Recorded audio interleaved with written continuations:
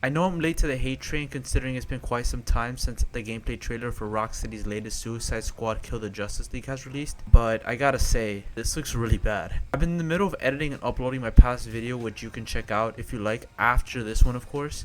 I also took this long to really soak up how I feel about this trailer. I was quite in denial. I was pretty much laughing throughout the trailer, but then as the trailer kept going on and I kept seeing what Rocksteady was delivering us, by the way, after 8 years since their last AAA title in Arkham Knight, I gotta be honest with you, this is depressing. Like, my thoughts really, it's been a week so far and my thoughts haven't changed at all. This game just reeks of corporate greed and mediocrity.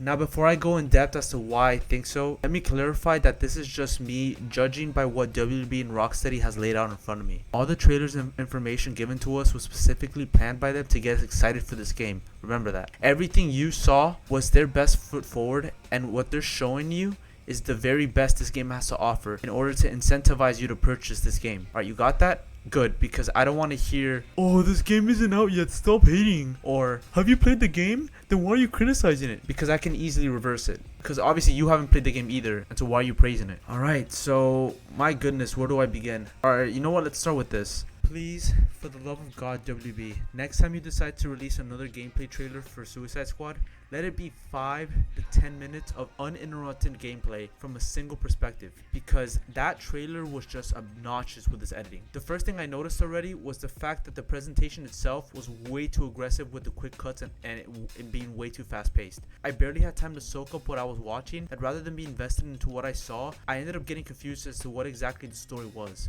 The way the trailer was cut up and presented to us almost felt like they were trying to shy away from showing us the actual gunplay in full detail. Every time someone in the trailer would move or jump around, they quickly cut into the next gameplay clip like they were in a rush to get it over with. Also, the loud music didn't help it either. In fact, this was how every trailer for this game was presented, and it was the first sign I got when watching that last gameplay trailer, the one that showed a total of 20 seconds of actual gameplay over 1 year ago. And the fact that we finally got a lengthy gameplay trailer this close to release doesn't feel like Rocksteady's confident in what they were showing. By the time I finished watching the trailer, I still had no idea where the story was going or how the Suicide Squad even stands a chance against any of the Justice League members. Now, you might be thinking that I'm going a bit too hard on Suicide Squad, and you are correct. This game, however, is only 2 months away from release, and WB needed to impress us in order for us to buy this game, especially after those leaks of the game being live service. If you remember the picture, I think a month or two ago that leaked, and I'm not going to show it here because I don't want to get this video taken down. Basically, it showed us a picture of the UI, and it had the battle pass on it, and it basically showed that this game was going to be a live service. And that's the thing, like, they needed to impress us because the overall mood around this game was absolutely tempered at best. We were not excited for this game. Like, a majority of us were already cautiously optimistic, I think is the best term. For 6 minutes, all we got was them shooting at purple shiny wards attached to artillery and mindless NPCs that looked like they were taken directly from Sunset Overdrive, just only turned purple. The fact that all they were doing is jumping around and shooting the entire time just leads me to believe that this is the best the game has to offer in terms of gameplay design. I feel like them showing a boss fight for about a minute or two would have really helped them showcase more of the gameplay. So basically, the point I'm trying to make is that they did a terrible job presenting this game in a way that would make us actually want to buy this game. And mind you, up until this point, I've only talked about how they revealed the gameplay. Let's actually discuss about the game itself from what we've seen so far, because my god, that was disappointing. The gunplay looks and sounds like a paintball match, and when they eventually go down, it looks like they have canned death animations. I didn't see a single instance of ragdoll physics, and the melee itself looks off. Also, the animations themselves look weak in comparison to Arkham Knight, and it uses way too much special effects, which to me signals that they are using those effects to hide the lackluster combat movement. It's no surprise that Avengers is another game that uses this sort of tactic. The animation work, in my opinion, is mediocre. The individual character movements are not high quality and are barely in character, but the animation blending are really where things break down. Every movement looks like it's being performed on ice without gravity. These characters are slide dashing over more distance than Mega Man. Also, the graphics themselves don't look like this is supposed to be a current gen only game. This world and character models look like they can run on last gen hardware. I would also suggest that this game could be a cross-gen looking game, but then I'm reminded of Horizon Forbidden West, God of War Ragnarok, and Miles Morales, which are cross-gen games and look better in comparison. Heck, the graphics look on par with Rocksteady's last game from 2015. Mediocre textures, terrible particle effects, and bad sound design on top of it. So Suicide Squad plays like it's in low graphic settings, and the fact that WB didn't even attempt to release a 4K look of this game after the stream makes it worse. It is surprising to me that the developer that gave us Arkham Knight, which looked like a massive leap graphically when it released, is now giving us a game that, from the gameplay, not cinematics obviously, looks like it's stuck back in time. I mean, look at Lex Luthor. He looks like he belongs in Fortnite from 2016. Also, by the way, how did Lex survive that? He definitely would have died after that. Like, his neck would have been broken. The cutscenes I also have a problem with.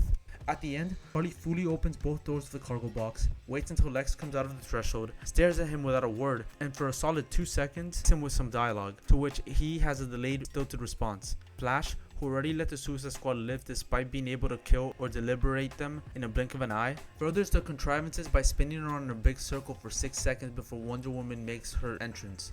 The design also makes no sense for these characters. Harley Quinn is the most acrobatic apparently for no other reason than her poorly animated cartwheels, because there's no functional difference to any of these characters' mobility. The loot is ridiculous. None of these characters are gunslingers other than Deadshot. Why is there stock GCPD weapons in Metropolis? Why is King Shark wearing a Superman suit? What the hell were you guys thinking with this project?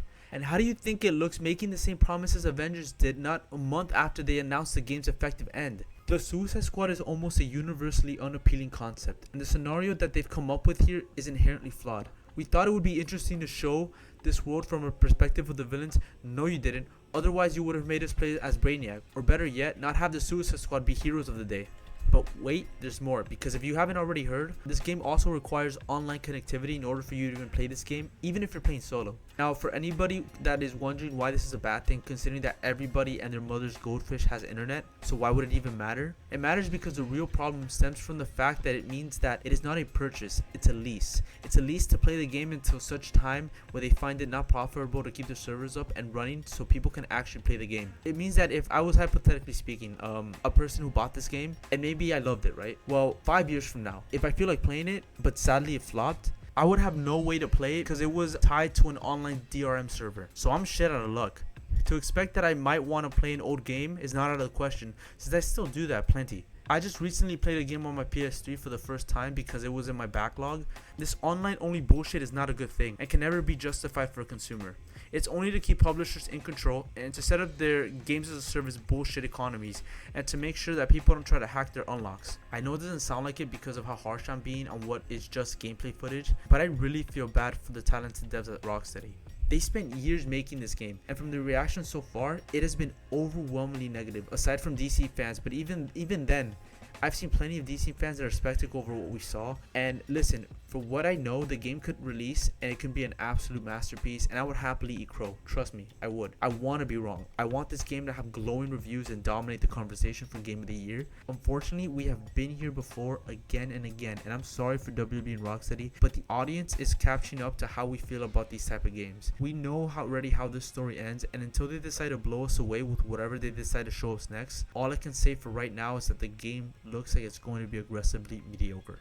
Okay, so that's pretty much all I had to say. I'm not gonna do my usual editing that I've done for the past few videos. My PC has kind of been, for the lack of a better word, not running as well as I thought. So I'm just gonna be showing just gameplay footage of the footage we already saw for Suicide Squad. So my bad about that. But yeah, no, I'm still gonna continue making videos, even if the videos aren't gonna be up to par from initial videos that I did.